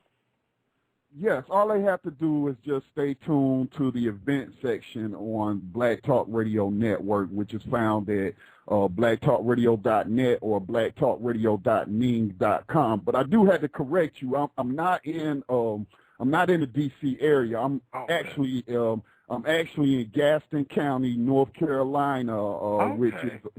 Yeah, we have a very storied past as far as the Ku Klux Klan and, all of that. And it's a predominantly white area. And so, I have seen things improve, but, still some want to hang on to, that position of superiority, which I call a false position of superiority. It's a complex. But, yeah, I'm out of North Carolina. But I do have to point out, though, I checked out your blog and I listened to your show last week. And as I've listened to you today, I do understand why you use that term of victims of white supremacy. But I'm one of those people, I choose not to for spiritual reasons, call myself a victim of anything. I call myself a conqueror. I come across problems and I try to conquer them. Yes, sir. Yeah, I'm sorry. I had heard something from Blog Talk Radio System, but I do understand. I do appreciate how you defined it today and why you used that term, and also how your guest, had to acknowledge, that it was offensive to him at first, and he wanted you to stop saying it. But then he understands why you say that, because that's making people acknowledge that victimization is still going on today. And he was getting ready to before he had to leave, and I was hoping he was going to address the point that we still do have slavery in this country. We still do have slave owners. If you own stock in the privately held prison corporations, then I call you a slaveholder. You're a slave master because you're profiting off of slavery. Well, yeah, like I said, I wish he could have stayed a little longer, because I would have loved to have given listeners, you could have asked him that yourself and got his response. Like I said, I will try to get him back on the show and see if we can pick right back up where we left off at, because he's pretty receptible. His information is on the show page if you want to email him and talk to him yourself. He's pretty accessible to individuals. But definitely, I will try to get him back so that I think that's a very valid point that you just raised. He even touched on that when he was talking on the show about the prison system and how non-white people are criminalized and warehoused in areas of greater confinement. So I totally agree with you. And with regards to the victim thing, that's why I brought that up on the show with him. I've heard, non-white people say, they don't like the term. They feel, it's limiting in some way. As I explained on the show today, I feel like honesty is needed. We black people talk a lot about the truth will set you free. I feel like if we just tried that, let's just try being as honest as possible about what is happening to us on this planet that is dominated by white supremacy.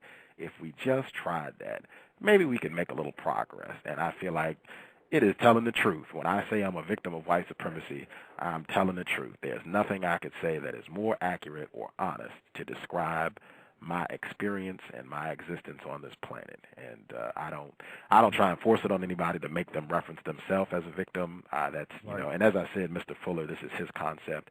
He also says, call people by the title that they want to be called. But I just, do you feel like you've been mistreated because you're not white?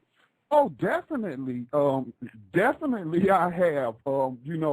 It was a job that I had where I was a supervisor of a dye lab for a global corporation. And come to find out, they were bringing people in to work on my shift. I'm supervising them. I'm training them. Come to find out that some of these people were brought in being paid more than me. And Wow. They did not even have the same experience that I had. They did not have the educational level that I had. So what was I left with to deduce from what was going on, other that they were white and I was black? So, yes, I've been a victim of white supremacy. Wow. That I think a ton of non-white people can completely relate to what you just described in terms of being on a job and either not being paid the same amount as a white person or white people coming in who didn't have as much experience, didn't have as much knowledge, and those white people ended up getting promotions and raises and moving right on up the ladder, and a non-white person is sitting there trying to figure out what happened. I think a ton of non-white people can relate to that experience, and I mean, that's one of the places, I don't know what your experience has been, but mine has been the job. That is the place where racism is at its worst, because, I mean, that power dynamic, I mean, you talk about slavery, that is where it can be at its worst, because you really feel like often that you don't really have recourse, like you don't really know what to do in that environment where you feel like you're being mistreated, and it probably is racism, but you kind of feel like you don't know what to do. Like, how did you attempt to solve that problem that you faced in the workplace? Well, I attempted to use the system which was going through the Equal Employment, not the Equal Employment Opportunity Commission, but what is it? It's the place you go to file complaints of discrimination. It's a federal bureau. I can't recall the name right now, but it's a federal bureau. And then there's a political aspect which your guest touched on at the beginning of the show when you asked him how does he define white, and then he, wanted to talk about the political aspects of knowing that you're white. But that is one of the ways what happened under the Bush administration. It really started under the Reagan administration, is they started putting in place laws and rules for these agencies that are supposed to address these type of issues, but made it harder for you to prove that you've been discriminated against. And so, I took my emails, I took all of my documentation. I took all my documentation to these people, and these were black people that I were talking to working for this agency, and they were telling me, I didn't have enough evidence. I mean, what other evidence do you need to have other than these people are working under me, I'm training them, I'm in a position of authority over them, but they're being paid more than me? I mean, what other evidence do you need? And so because of you know, when you look at the political aspects and a lot of what the conservative party does, and when I say conservative party, what they're trying to do is conserve the conserve elements of white supremacy. When they talk about social conservatism, and I hate to hear a black person talk about they're a social conservative, because that's exactly what they're doing. They're helping to uphold the system of white supremacy. So that's how I try to address it, by going through the proper legal channels, and, you know, they didn't address it at all. They told me I had no case. And so then what they tried to do was try to set me up on my job, to reprimand me for certain things, and then, you know, wanted me to sign on to it, you know, get me to sign something saying, yes, I did this, or yes, I did that, and I wouldn't do it. And I lost my job as a result. And so, you know, I just believe that sometimes you just have to stand on principle. And that is one of the areas why non-whites suffer so much, is because of the economic slavery they have us in, you know. So I've said a lot. Oh, hey, this is the type of setup I try and have for my show. Racism Non-Anonymous, like I said, I'm going to be on her show as well. She also tries to do the same thing in terms of giving non-white people, victims of white supremacy, a platform to kind of voice, you know, grievances and to kind of share incidents where they have been mistreated. I know personally, I think another thing that maintains a system of white supremacy is that the victims don't talk about it, and they don't talk about when they're mistreated.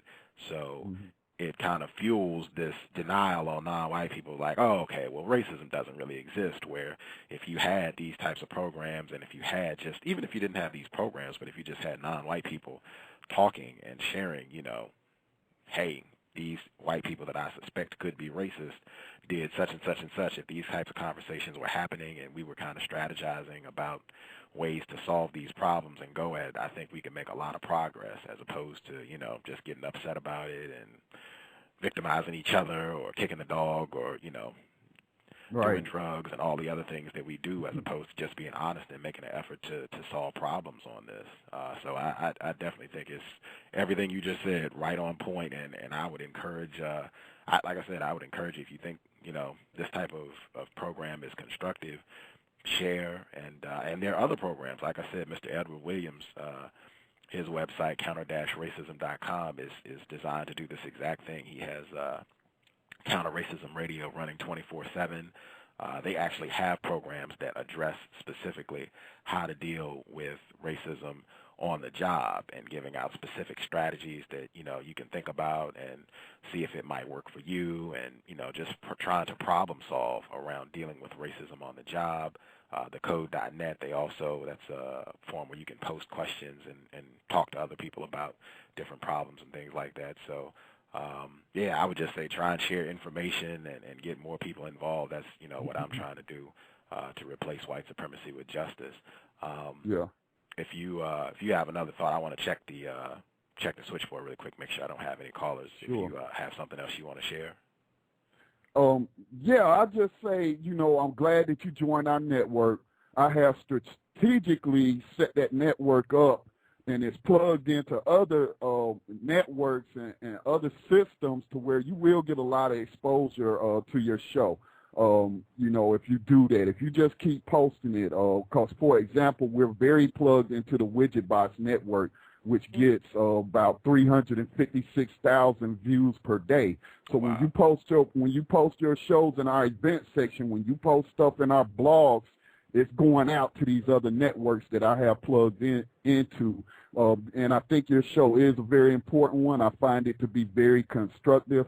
I don't see it as a show to where you're just getting on here whining about, you know, victimization, but you're actually trying to come up with solutions and address these issues in an honest and constructive manner. So I really appreciate your show, and I'm glad I tuned in today. Wow, like I said, that means a lot. I greatly appreciate you calling in and listening to the show. I'm glad I joined the network. Like I said, that was real. I just joined a couple days ago. I will definitely continue to post my shows there. I will check out your broadcast as well on Blog Talk. Man, I'm very appreciative that you called in today. I thank you for your compliments. I hope the shows will continue to be constructive. If they're not, let me know what I'm doing incorrect, and I'll try and correct the problem. I'm gonna check my switchboard, but I will definitely be in touch with you after I get off the show for sure. I'll definitely be in touch. Okay. From Black All Talk. right. I appreciate you calling in, my man. I really do.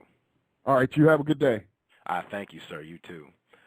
For everybody out there, I'm going to check the switchboard, make sure I don't have any other callers. If I don't, I want to thank my man Scotty for calling in. I appreciate his compliments. That means a lot. I'm going to check the switchboard. If I have any other callers, I'll get them. If not, I will get ready to get out of here so I can prep for my later show and I can take a little nap in between time.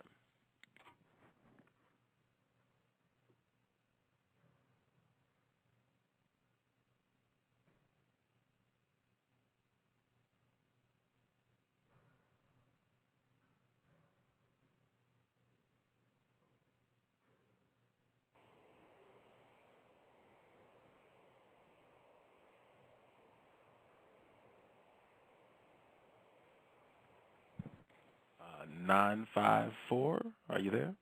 I'm here. Greetings. How are you doing? I'm wonderful. Can you tell me your name because I came in late? Oh, yeah. My name is Gus, Context of White Supremacy, the Cows. That's the name of the show. My host name is Victim of Racism. Okay. Well, I just want to say something that has been said many times, that we cannot be oppressed without our permission.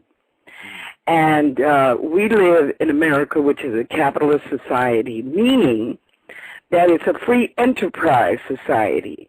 And every time a person of color or a person of non-color, if you know what I mean, takes a job, they are commissioning themselves to the person that hires them or the company that hires them. There was a book, a play, a long time ago called A Day of Absence. Do you remember that? You never heard of that? Okay. When black people didn't go to work for the day in, I think it was Atlanta, Georgia, and they didn't tell anybody they weren't coming to work, they just didn't show up. And Massa and Miss Ann had to figure out what to do with the babies and what to do with the food for the day because they didn't have the maids there to take care of them and the butler and the gardener, blah, blah.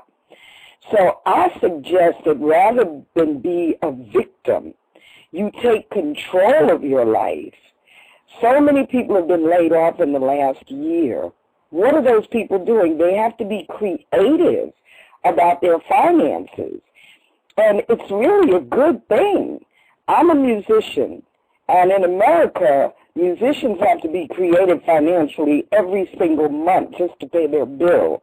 So now everyone has been reduced to an artist in America. That means all the people that have been laid off. Because there are white slaves too. There are Asian slaves. There are Native American slaves. All of us who work for the system, to some extent, are slaves. So you now have an opportunity to create your own means or mechanism of making an income. We may have to go back to the barter system, but as long as we accept the position of slave, of oppressed, of depressed, repressed, whatever that, we will be that. The universe gives us what we ask the universe to give us. So I suggest that we change our minds and let our behinds follow. Do you get what I'm saying? Well, I guess let me ask. I have taken the position that we are in a system of racism, white supremacy, that is designed to oppress and mistreat everyone who is classified as not white. Do you believe that such a system exists? I believe that this system existed up until people began to become conscious that they could change the system. And that was what this whole presidential campaign was about, change. But one man can't change the system. It takes everyone changing the system. If you remember from your history, Juneteenth is there because when the slaves were given their freedom, a certain group of slaves didn't get the word for like 25 days or whatever it was. And they didn't know they were free. Well, I think that that's true with a lot of people on the planet, because don't forget, there are a lot of white slaves too. We have to remember slavery can be a state of mind. You can be free, but you think that you are still enslaved. Therefore, you are still enslaved. So I suggest that you change your mind about slavery. That's all I'm saying. I'm not saying that you can be free today or you can't. You can't be free until you change your mind. Okay. I just wanted to be clear. As I said, I have come to the conclusion that we are under a system of white supremacy. Are you saying that that system does exist or does not exist? I'm saying that the system has existed and that there is a group of people on the planet who have decided that that system should no longer exist. Which group do you prefer to belong to? Okay. You have a choice. We are made in the image and likeness of our Creator, who has given us free choice. Now, I'm not trying to be religious or biblical. Each individual has choices. Which do you choose? Do you choose change, or do you choose the antiquated system that of white supremacy? You see, because the system of white supremacy is based upon the divide and conquer theory. The system of change is based upon free will. Okay. Which do you choose to adopt? You have a choice. I still haven't got, I still don't have an understanding of whether or not you believe the system of racism, white supremacy is in existence at this moment. Okay. Have you seen all of the white people that have come down in the last year? Come down. Madoff was just brought to his knees for 13 years. He used the money of Jewish people and didn't return that money to them. They brought him down. Karl Rove is about to come down. George Bush is over. Now, are you going to linger and wallow in their mess, or are you going to use your God-given right to change the mess? That's what I'm saying. Of course the system existed. For 400 years, people were oppressed by bullets and ropes and fire and stupidity. Do we have to linger there, or can we accept that there is a point of change? Yes, the system existed. No, it doesn't have to continue. Okay. I want to be very clear. You're saying it existed. It doesn't have to continue.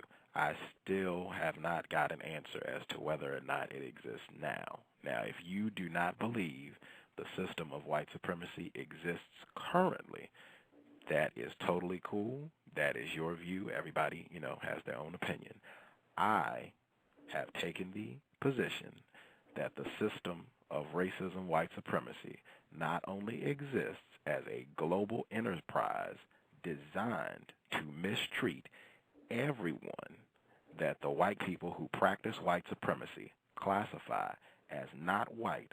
I have taken the position that this is the dominant system on the planet, This is the dominant force amongst people, and this is the number one problem that needs to be addressed that is blocking the establishment of justice. Now, not everyone agrees with that, and that's fine. That's the position that I have taken, and that is the principal idea behind my show and my efforts in working to replace white supremacy with justice. Okay, now let me give you my perspective. I am the founder of Women in Jazz South Florida. I have a radio show on Blog Talk Radio every Wednesday from 6 to 8 called Music Woman Live. Okay. To bring out the music of women who compose and perform their own music. Why? Because women have been marginalized. Women have been marginalized. Ma'am, wait a minute. I'm sorry for interrupting you. Real important. Are you a white person or a non-white person? I'm a non-white person. Oh, I'm sorry for interrupting you. Can you continue with what you were saying, please? Yes. So the reason why I have this program is because women have been marginalized traditionally by the male-dominant culture.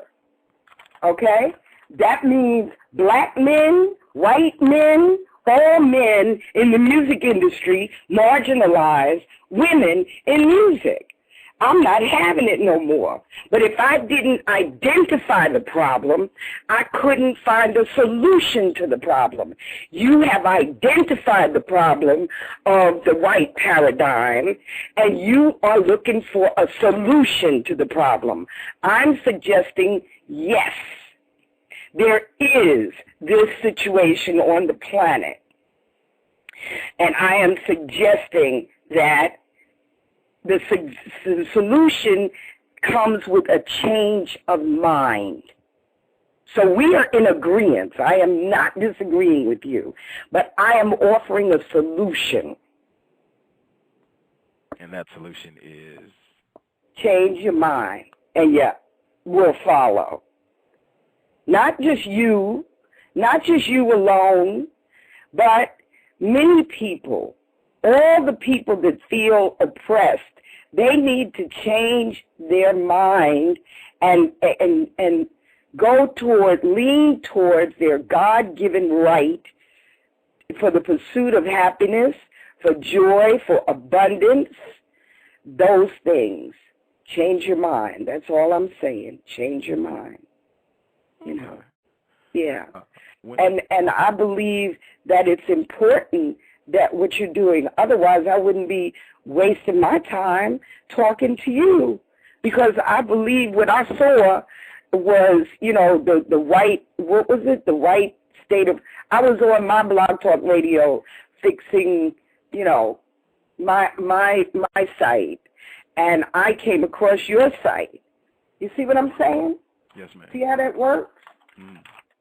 So, in the universe's infinite wisdom, I was brought to you to say, we can change this, and we may have to change this together.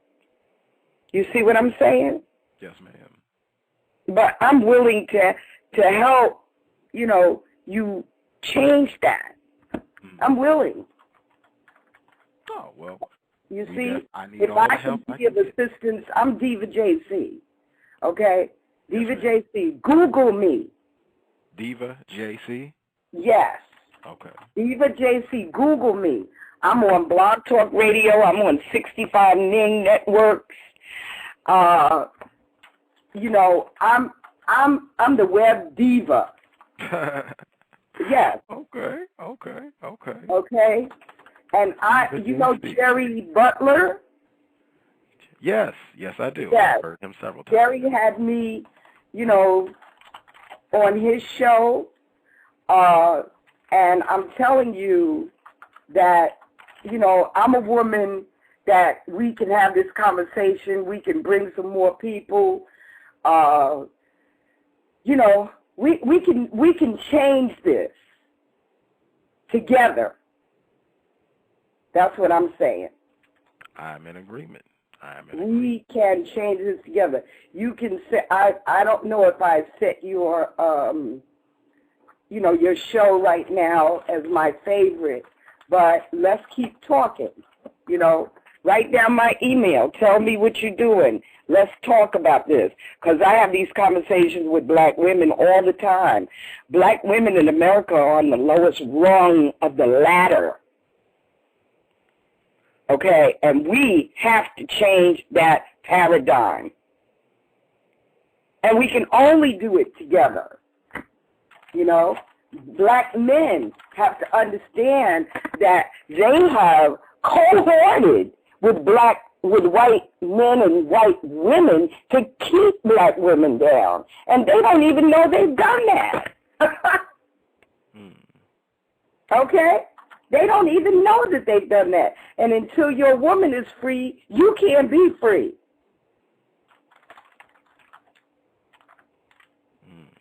I definitely agree that I think non-white people, male and female, could do a much better job of not mistreating one another and could be much more respectful in how we treat each other. As I said, I'm doing second show today on non-white people mistreating other non-white people. So I definitely agree. I definitely think non-white people do a job on each other, and that is a key component of why the system of white supremacy continues to victimize non-white people worldwide. So I'm in agreement. Diva JC, that was what you said, right? That's who I am. Diva JC. When is your show on Blog Talk Radio again? Wednesdays from 6 to 8. And I have women of all persuasions. Okay?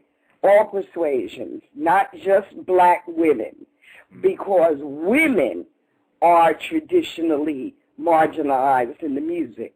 You can't name 3 classical female composers. I can name more R&B sisters in R&B than I can name white women in classical music. So there's a huge problem on this planet. And we all have to come to equity. You see? Yes, ma'am. And I am here for you. You understand? I am a wise woman because I study human behavior. I'm a musician. I've been around the world. I performed in China, in Japan, Europe, Africa, South America, Mexico, all over the United States. Google me. Okay. Know who I am and understand that I'm your sister in this. Okay. Otherwise, I wouldn't be on here. And talk to Jerry Butler about me. I know Mr. Call him up. I know Mr. Butler. And ask him about Diva JC. And I'm not ego-tripping here. I'm a voice for the goddess. That's who I am.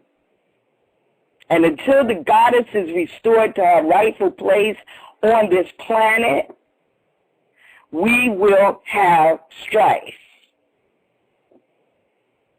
Now, can you get to that? I am, unfortunately, very familiar with strife, and as I said, whole purpose. Why are you familiar with the goddess, though?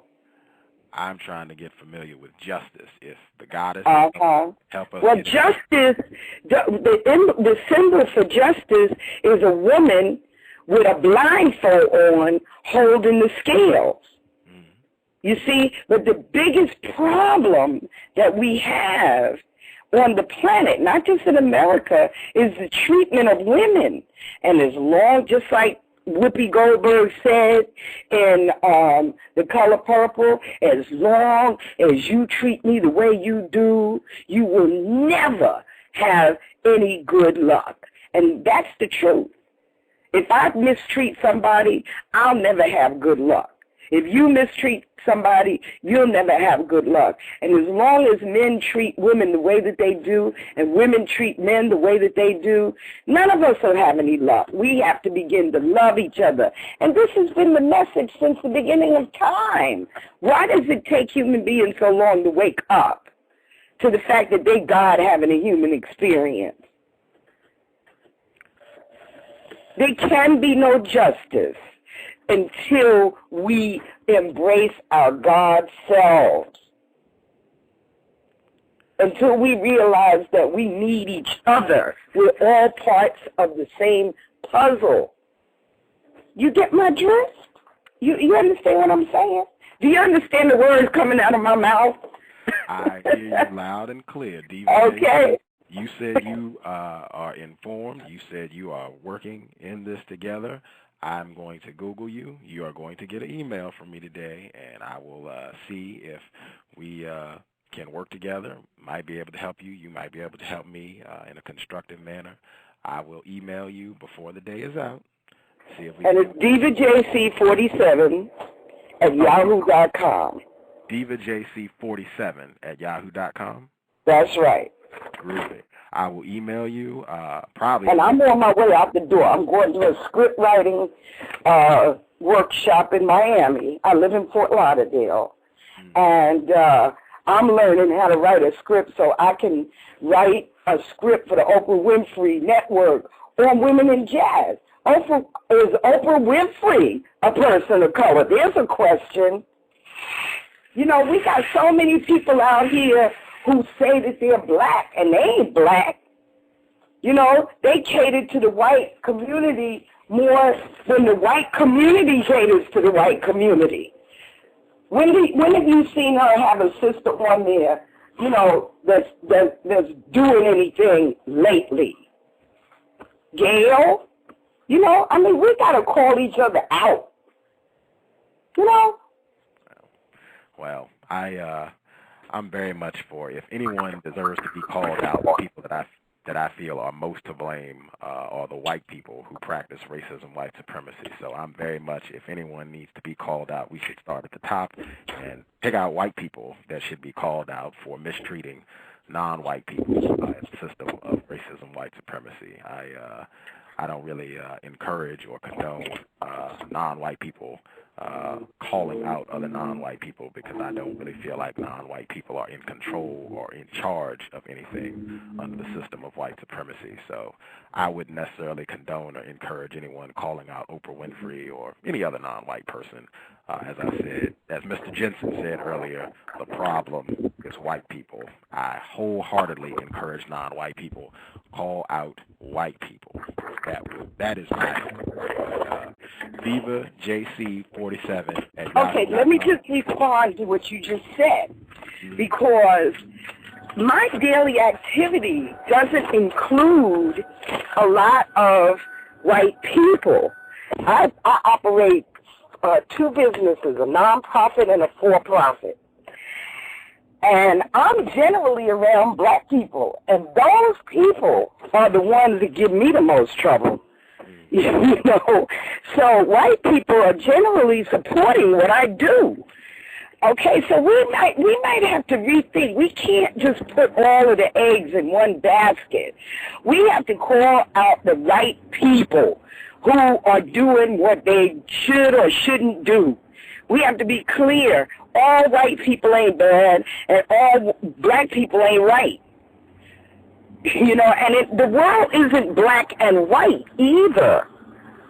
The world is not black and white. The world there are 5 colors in the world, and most of us ignore the red people. Most of us ignore the Asian people around us, and Asian people are much more prejudiced than a whole lot of white people. You know, I mean, we have to be real. We live in a very complex world. The world is not black and white. That's the biggest problem that we have, that black people think there's only black and white people think there's only black and white, and they don't even take into consideration the brown people, the red people, and the yellow people. I'm not going to, listen, are you there? Yes, ma'am. Okay. So, you know, like I said, I've been around the world, you know. I have people on 5 continents who are friends, and I talk to these people on a daily, weekly basis. And I know some good white people, and I know some really shaky black people. Well, that is certainly your experience, and, you know, you're entitled to that. I am gonna check my switchboard because I feel like we've been chatting a lot, but I am Okay. exactly what I said. DivaJC47@yahoo.com. I'm gonna do exactly what I said. Emailing you, see if we can do something constructive because you said you too are looking to change and establish justice. That's what I'm looking to do. I will definitely email you. I'm gonna check my switchboard really quick. If you want to tell anyone in the meantime, your show again Wednesdays from 6 to 8. You said. Music Woman, that's right, Music Woman Live, Diva JC. And also there's another woman that I'm going to put in touch with you because you and she are on the same, but she's working for women in color, women of color. You know, you are working for all people of color. Is that correct? Male and female. Non-white victims of white supremacy, yes. Okay, all right. Well, her name is Suzanne Brooks, and she works diligently for the rights of women of color. So I'm going to put you in touch with each other because you two have the right, you know, your energy together could bring a change, really. We need change. And I'm so happy that Spirit led me to talk to you, Gus. Okay? I appreciate it. I thank you for calling into the show. I will catch you on Wednesday at 6. I will listen to your show. And like I said, you can look out for an email coming to me today. I will email you because I definitely like that constructive information. And send me the link for your show that you're going to do later, and I'll listen to it tonight when I come back in. Will do. All right. Thank you so much for calling in. All right. Peace. That should do it. My time slot is all filled today. Going to get my nap now. I'm tired. I want to thank Diva JC for calling for the show, sharing her constructive information. I did want to make sure that I got that in. I was saying non-white for the duration of the broadcast. And that right there, that is a beautiful note to end the show on, because that right there illustrates exactly what I said with Mr. Jensen. Diva JC said she's non-white. I assume a victim of white supremacy. Said there are so-called good white people. And she said we need to call out non-whites. That is the exact pattern that I have seen. Non-white people conditioned to seek out those so-called good white people. Mr. Jensen said you should come to the table with the assumption that that white person has no good intentions for you as a non-white person. There should not be an assumption of goodness on the part of any white person until the system of white supremacy has been replaced with a system of justice. And the entire reason I'm doing the second show today about non-white people being rewarded and encouraged to mistreat other non-whites, our willingness and the ease with which we will call out, talk bad about, and mistreat other non-whites, but will not do that for white people. That is exactly why I'm doing the second show today. It's actually Racism Not Anonymous, her show. I'm just sharing my views on that, but that is later today, 6 o'clock Eastern Time. I want to thank everybody for tuning in to the C.O.W.S. Thank Mr. Robert Jensen for calling in and sharing constructive information. Thank Scotty for calling in with his kind words. I want to thank Diva JC for calling in and sharing her view. I'm definitely going to get in contact with her. Thank everybody for tuning in the chat room and listening. I hope next time I'll be in front of the computer so I can see what's going on with the chat room specifically. Sorry if I missed any callers. Try again next show if I missed you. Thank you for tuning in. Gus signing out. Again, shout out to my man back of the bus. Check out the site for Neely Fuller. That show should be coming up soon. Again, I want to give a shout out to my man Anthony Devron Payne Sr. Definitely rest easy. This is Gus T Renegade, a.k.a. the legend of John Carter, signing out for the C.O.W.S. Check the rebroadcast on counter-racism.com. Thank you. We'll catch you next show.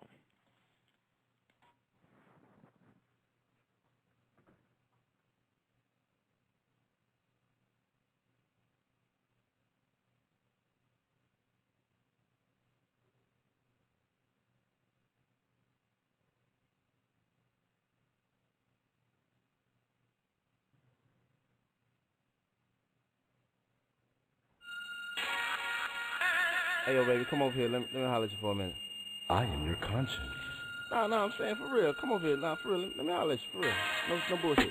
I am making a total ass of myself. Fuck it, all right. I am your your yo, hey, check it out. Hey, you want to go to Waffle House? Get some food? I just did another pickup line that didn't go well. No. What the fuck you mean? No, I'm saying, yo, all right. Maybe I should tell her what a famous rapper I am. Yeah. That'll get her on my side. I'm Fonte from Little Brother. You heard, you know me, can't stop, won't stop. She's never heard of you. Wow. What a surprise. Look, okay, maybe you get out my side. Whatever, I'm just saying, man, don't let a nigga go home tonight, man. Maybe you should just say something nice to her and wrap it up. I mean, I'm just saying, like, you looking good, you know what I'm saying? You're not fucking tonight. Don't let a nigga go home alone tonight. I am your conscience. Parking lot pimps, 9 out of 10 more parking lot steps. Ladies want lobster, the better folks shrimp. The Kimbe Masumbo blocking all the temps. Niggas ain't pimps, tugging elbows. When you walk by, compliment you on your toes. Heard all the cons, now listen to the pros. When you look good, girl, that's just the way it goes. As if you didn't know, I saw you at the bar. I'm leaning on this Escalade, but it ain't my car. Where you going, recognizing something like a star. My crib down the street, we ain't gotta go far. I know I sound raw, but I'm just being real. No games, aim is to tell you how I feel. Trying to cop the feel, me and you, backseat, I just wanna chill. If looks could kill, first name would be Bill. Out on a Friday night, big smile, the flashing lights. Where do all the lonely people go when the party's over? Everybody is your friend. I hope this never ends, 'cause I don't know where lonely people go when the party's And the people over. go.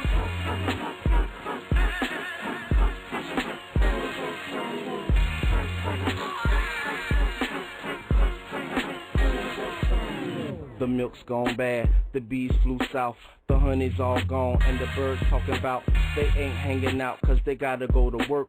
One just had a daughter, one gotta go to church. I think I need